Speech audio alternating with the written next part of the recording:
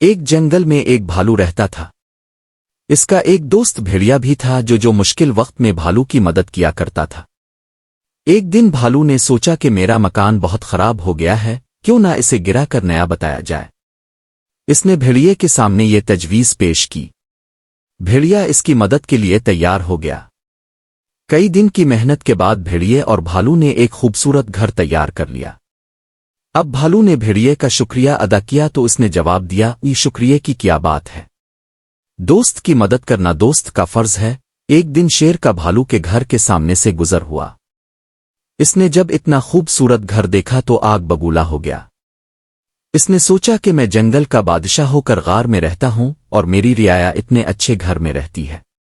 یہ سوچ کر اس نے بھالو کے گھر کو تمہیں نہیں کرنے کا فیصلہ کر لیا۔ وہ ہاتھی کے پاس پہنچا اور اسے بھالو کے گھر کو تباہ کرنے کا حکم دیا۔ ہاتھی شہر سے بہت ڈرتا تھا لہذا اور اراضی ہو گیا۔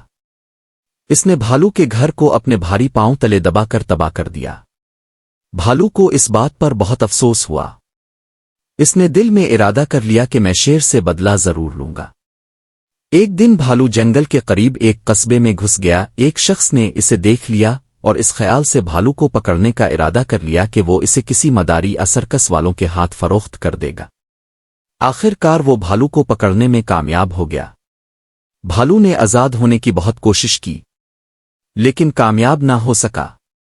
آخر کچھ سوچ کر بولا، ارے انسان، اگر تو مجھے چھوڑ دے تو میں تجھے ایک موٹا تازہ شیر لا دوں گا۔ آج کل تو انسان پر اعتبار نہیں کیا جاتا، میں جانور پر کیسے اعتبار کروں؟ آدمی نے منہ بنا کر کہا۔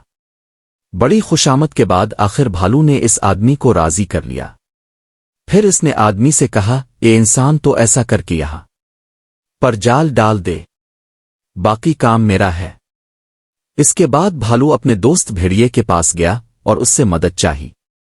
بھیڑیے نے اسے ایک ہرن کی کھال دے دی۔ پھر بھالو شیر کے پاس گیا اور بولا، او بادشاہ سلامت، جنگل کے کونے پر ایک خوب موٹا تازہ ہرن کھڑا ہے، میں آپ کو پیغام دینے چلا آیا۔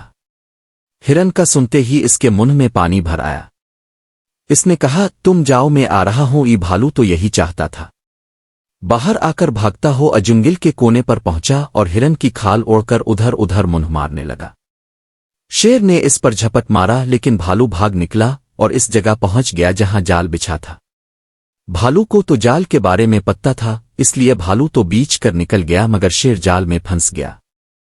اسے جال میں پینی دیکھ کر بھالو نے ہنس کر کہا، جنگل کے بادشاہ، یہ ہے انجام دوسروں کے گھر تباہ کرنے کا۔ شیر اسے کوئی جواب نہ دے سکا کیونکہ غلطی تو اس کی اپنی ہی تھی۔